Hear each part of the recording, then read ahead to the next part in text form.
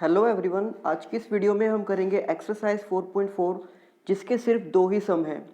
तो सबसे पहला सम है यहाँ पर कि give the geometric representation of y equals to 3 as an equation in one variable.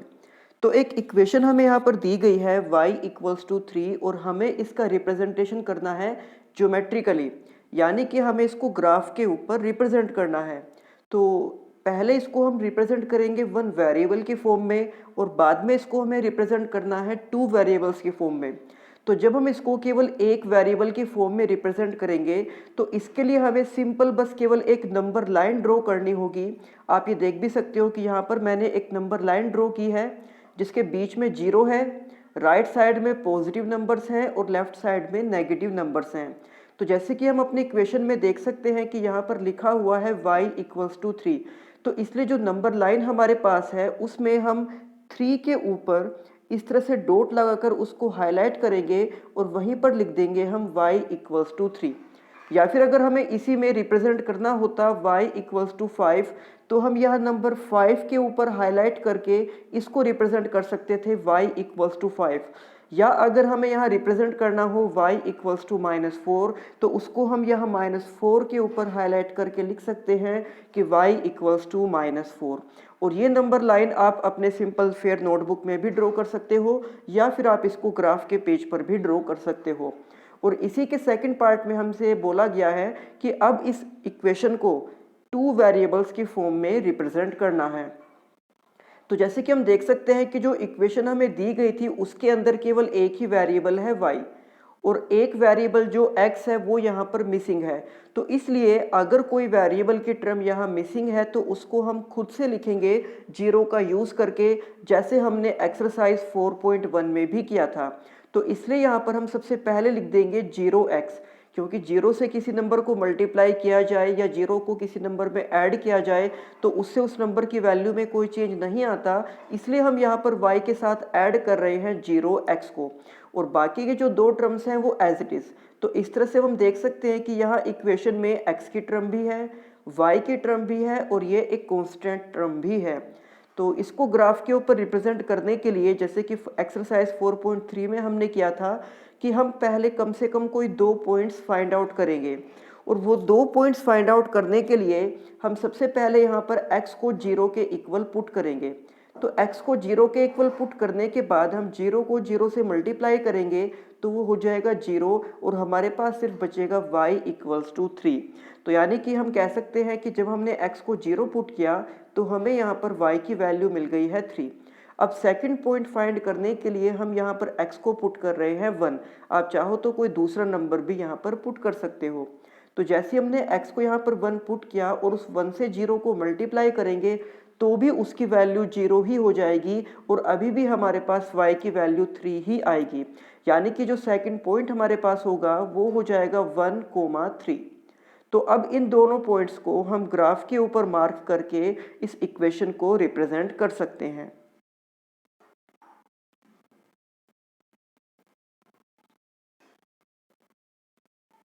तो आप यहाँ पर देख सकते हो कि हमने ग्राफ के ऊपर सबसे पहला पॉइंट मार्क किया है 0,3, और क्योंकि इस पॉइंट में x की वैल्यू 0 है तो इसलिए हमने इस पॉइंट को मार्क किया है y एक्सिस पर। और सेकंड पॉइंट हमने फाइंड किया था 1,3, जिसमें x की वैल्यू 1 है और y की वैल्यू 3 है। तो 1 और 3 इस पॉइंट पर आकर एक दूसरे को मिलते हैं, तो इसलिए इसी पॉइंट के कोऑर्डिनेट हो जाएंगे 1,3। अब हमें इन दोनों पॉइंट्स को, जो कि है 0,3 और 1,3, इनको ज्वाइन करके हमने यहाँ पर एक लाइन को ड्रॉ कर दिया है और यही लाइन उस इक्वेशन को रिप्रेजेंट कर रही है। तो इस लाइन के ऊपर हमने उस इक्वेशन को भी लिख दिया है जो हमें स्टेटमेंट में दी गई थी y इक्वल्स टू 3। और अगर हम इसमें दोनों वेरिएबल्स लिखना चाहें तो हम इसको ऐसे भी लिख सकते हैं कि 0x plus y equals to 3, क्योंकि इन दोनों की वैल्यू सेम है तो इनमें से किसी एक को भी हम यूज कर सकते हैं। इसके बाद सम नंबर 2। सम नंबर 2 में भी एक इक्वेशन हमें दी गई है 2x प्लस 9 इक्वल्स टू 0, और हमें इसका भी ज्योमेट्रिक रिप्रेजेंटेशन करना है, यानी कि ग्राफ के ऊपर इसको रिप्रेजेंट करना है। पहले तो करना है इसको वन वेरिएबल के फॉर्म में। तो जैसे कि हम देख सकते हैं कि इक्वेशन में हमारे पास एक ही वेरिएबल है और वो है x। तो उस x की वैल्यू को फाइंड करने के लिए हम सबसे पहले इस 9 को राइट हैंड साइड में लेकर जाएंगे और वहाँ पर जाकर ये माइनस में हो जाएगा। उसके बाद हम इस 2 को राइट हैंड साइड में डिवाइड में लेकर जाएंगे और वहाँ पर हो जाएगा -9/2। तो जब हम -9 को 2 से डिवाइड करेंगे तो हमारे पास x की वैल्यू आ जाएगी -4.5। और इसको रिप्रेजेंट करने के लिए हम एक नंबर लाइन को ड्रॉ करेंगे जिसमें बीच में हमने लिख दिया है 0 को, और राइट साइड में है पॉजिटिव नंबर और लेफ्ट साइड में है नेगेटिव नंबर्स। तो जैसे कि हम देख सकते हैं कि यहाँ पर x की वैल्यू नेगेटिव ही है, तो यानी कि हम इस नंबर लाइन की नेगेटिव डायरेक्शन में ही इस पॉइंट को मार्क करेंगे। तो 4.5 ये होगा -4 और -5 के बीच में, इसके बिल्कुल बीच में हम यहाँ पर मार्क कर सकते हैं -4.5 को, और इसी के साथ हम लिख देंगे x इक्वल्स टू -4.5। उसके बाद हमें इसको रिप्रेजेंट करना है टू वेरिएबल्स की फॉर्म में। तो जैसे कि हम देख सकते हैं कि हमारे इक्वेशन में केवल एक ही वेरिएबल है x, तो यानी कि यहाँ पर y की जो टर्म है वो मिसिंग है, इसलिए हम उसको अपनी तरफ से लिखेंगे 0 का यूज़ करके। तो हमने सबसे पहले लिख दिया है इस 2x को, उसके बाद हम इस y के टर्म को लिखेंगे 0y, उसके बाद ये 9 एज इट इज़। अब इस कांस्टेंट टर्म यानी कि 9 को हम लेकर जाएंगे राइट हैंड साइड में और वहाँ पर जाकर ये माइनस में हो जाएगा। तो इस तरह से अब हम देख सकते हैं कि अब हमारे पास यहाँ इस इक्वेशन के अंदर टू वेरिएबल्स हैं, एक x और दूसरा y। तो इसको ग्राफ के ऊपर रिप्रेजेंट करने के लिए हम पहले दो पॉइंट्स फाइंड करेंगे, जिसके लिए हमने सबसे पहले y को पुट किया है 0। तो 0 को 0 से मल्टीप्लाई करने पर वो 0 ही हो जाएगा और हमारे पास आ जाएगा 2x इक्वल्स टू -9। और जब हम 2 से -9 को डिवाइड करेंगे तो यहाँ पर वैल्यू हमें मिल जाएगी -4.5, जैसे कि हमने पहले भी किया था। अब इसके बाद हम y को पुट कर रहे हैं यहाँ पर 1, आप चाहो तो यहाँ कोई दूसरा नंबर भी पुट कर सकते हो।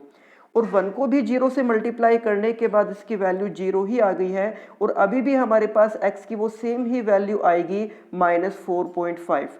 यानी कि हम कह सकते हैं कि हमारे पास दो पॉइंट हैं, जिनमें से फर्स्ट पॉइंट है -4.5, 0, और उसमें सेकंड पॉइंट है -4.5, 1। तो अब इन दोनों पॉइंट्स को हम ग्राफ के ऊपर रिप्रेजेंट करेंगे।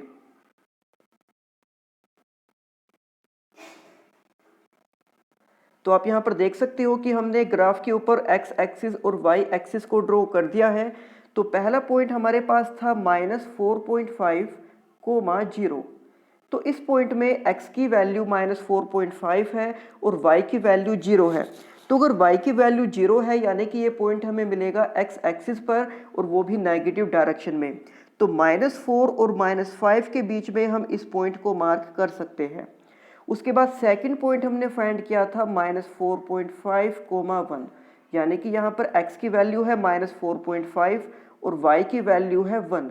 तो इसलिए यहाँ पर हम इस पॉइंट को मार्क कर सकते हैं। तो अब इन दोनों पॉइंट्स को ज्वाइन करते हुए हम एक स्ट्रेट लाइन को ड्रॉ कर देंगे जो उस इक्वेशन को रिप्रेजेंट करेगी। तो आप यहाँ पर देख सकते हो कि हमने उन दोनों पॉइंट्स को मार्क किया हुआ है, -4.5, 0, और ये है -4.5, 1। और इन दोनों पॉइंट्स को ज्वाइन करते हुए ये एक स्ट्रेट लाइन पास करती है, और इस लाइन के साथ हमने उस इक्वेशन को भी लिख दिया है जो कि है 2x + 9 = 0। हम चाहें तो इस इक्वेशन को ऐसे भी लिख सकते हैं कि 2x + 0y + 9 = 0। तो इस तरह से हम किसी भी इक्वेशन को वन वेरिएबल या टू वेरिएबल की फॉर्म में रिप्रेजेंट कर सकते हैं। अब इसके बाद एक और टॉपिक मैं आपको बताता हूँ जो कि है equation of lines parallel to x axis. कि अगर हमारे पास ग्राफ के अंदर ऐसी लाइंस हों जो x एक्सिस के पैरेलल होती हैं, तो उनकी इक्वेशन को हम किस तरीके से लिख सकते हैं। जैसे कि मैंने आपको पहले भी बताया था कि x एक्सिस पर y की वैल्यू 0 होती है और y एक्सिस पर x की वैल्यू 0 होती है। तो यानी कि हम ये कह सकते हैं कि जो x एक्सिस है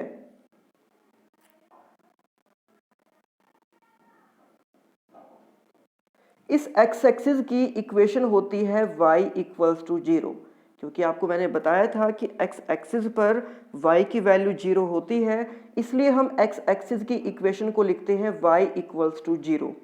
और इसी के पैरेलल में अगर हम और लाइंस ड्रॉ करते हैं, जैसे कि एक्स एक्सिस के पैरेलल अगर हम यहाँ पर एक लाइन को ड्रॉ करते हैं जो कि y एक्सिस को 1 पर इंटरसेक्ट करती है, तो इस लाइन की इक्वेशन हो जाएगी y इक्वल्स टू 1। अगर एक और लाइन हम ड्रॉ करें जो कि नंबर 2 से पास कर रही है, तो इसकी इक्वेशन हो जाएगी y इक्वल्स टू 2। एक और लाइन अगर हम यहाँ पर ड्रॉ करते हैं तो इसकी इक्वेशन हो जाएगी y इक्वल्स टू 3। या फिर इसके ऊपर अगर हम और लाइन ड्रॉ करेंगे तो y equals to 4, y equals to 5, इस तरह से उन सभी की इक्वेशन हो जाएगी। अगर हम नीचे की ओर इन लाइंस को ड्रॉ करते हैं एक्स एक्सिस के पैरेलल, तो जैसे कि हम देख सकते हैं यहाँ पर y की वैल्यू -1 है, तो इसलिए इस लाइन की इक्वेशन हो जाएगी y इक्वल्स टू -1। अगर यहाँ से हम लाइन को ड्रॉ करते हैं तो इसकी इक्वेशन हो जाएगी y इक्वल्स टू -2। यानी कि हम ये कह सकते हैं कि एक्स एक्सिस के पैरेलल अगर हम जितने भी लाइंस ड्रॉ करते हैं उन लाइंस में x की टर्म नहीं होगी, उसमें केवल y की टर्म ही होगी। यानी कि वो लाइन y एक्सिस को जिस पॉइंट पर भी इंटरसेक्ट करेगी उस नंबर का ही यूज़ करके हम वहाँ पर उस इक्वेशन को लिख सकते हैं। तो आपको ये चीज़ याद रखनी है कि एक्स एक्सिस की इक्वेशन होती है y इक्वल्स टू 0, और उसके पैरेलल अगर हम और लाइंस ड्रॉ करते हैं तो उनकी इक्वेशंस को हम इस तरीके से लिख सकते हैं जो मैंने लिखा है कि y equals to 1, y equals to 2, या फिर नेगेटिव डायरेक्शन में कि y equals to -1, y equals to -2 and up to so on. और अगर हम लाइंस को ड्रॉ करते हैं y एक्सिस के पैरेलल में, तो जैसे कि आपको पता है कि y एक्सिस पर x की वैल्यू 0 होती है, यानी कि इस y एक्सिस की इक्वेशन हो जाएगी x इक्वल्स टू 0। ये आपको याद रखना है कि जो y एक्सिस है उसकी इक्वेशन क्या होगी, x इक्वल्स टू 0। यानी कि एक दूसरे के अपोजिट वेरिएबल का यूज़ करके हम इसकी इक्वेशन को लिखते हैं। जैसे कि हमने x एक्सिस की इक्वेशन को लिखा था y इक्वल्स टू 0, और अब हम y एक्सिस की इक्वेशन को लिख रहे हैं x इक्वल्स टू 0। और इसी के पैरेलल में अगर y एक्सिस के पैरेलल में ही हम और लाइंस को ड्रॉ करते हैं, जैसे कि अगर हम यहाँ पर y एक्सिस के पैरेलल में ड्रॉ करते हैं इस तरह से एक लाइन को, तो इसकी इक्वेशन हो जाएगी x इक्वल्स टू 1, क्योंकि ये x एक्सिस को इंटरसेक्ट कर रही है। अगर और हम लाइन ड्रॉ करें इस तरह से तो उसकी इक्वेशन हो जाएगी x equals to 2। Then next line की इक्वेशन हो जाएगी x इक्वल्स टू 3। और नेगेटिव डायरेक्शन में अगर हम यहाँ से लाइन ड्रॉ करते हैं तो इसकी इक्वेशन होगी x इक्वल्स टू -1, या अगर हम यहाँ से लाइन ड्रॉ करते हैं तो इसकी इक्वेशन हो जाएगी x इक्वल्स टू -4। यानी कि जब हम लाइन को ड्रॉ करेंगे y एक्सिस के पैरेलल में तो उनमें y की टर्म्स नहीं होंगी, उसमें केवल x का ही यूज़ होगा, और वो लाइन x एक्सिस को जिस नंबर पर भी इंटरसेक्ट करेगी उसी नंबर का यूज़ करके हम उस लाइन की इक्वेशन को लिख सकते हैं। तो ये था टॉपिक कि जब मैंने आपको बताया कि अगर लाइंस को हम x एक्सिस के पैरेलल ड्रॉ करते हैं तो उनकी इक्वेशन कैसे लिखते हैं, और अगर उनको y एक्सिस के पैरेलल ड्रॉ किया जाए तो उनकी इक्वेशंस को कैसे लिखते हैं। तो इसी के साथ हमने एक्सरसाइज 4.4 को भी कंप्लीट कर लिया है। अब नेक्स्ट वीडियो में हम स्टार्ट करेंगे चैप्टर नंबर 5। तब तक आप सभी इन सम्स की अच्छे से प्रैक्टिस करना। तो मिलते हैं आपसे नेक्स्ट वीडियो में। Thank you.